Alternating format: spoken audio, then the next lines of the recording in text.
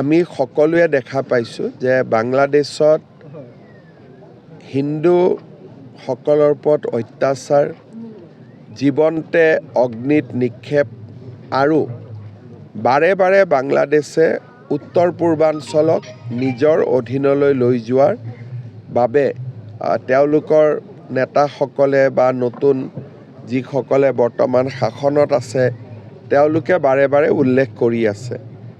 আমি বাংলাদেশত যি হৈছে তাক গভীৰ উদ্বেগেৰে সৈতে আমি লক্ষ্য কৰি আছোঁ আৰু আমি সকলোৱে জানো যে সেই বাংলাদেশৰ দেশৰ পৰা বিভিন্ন সময়ত অহা মানুহেৰে আমাৰ অসমখনো ভৰি আছে।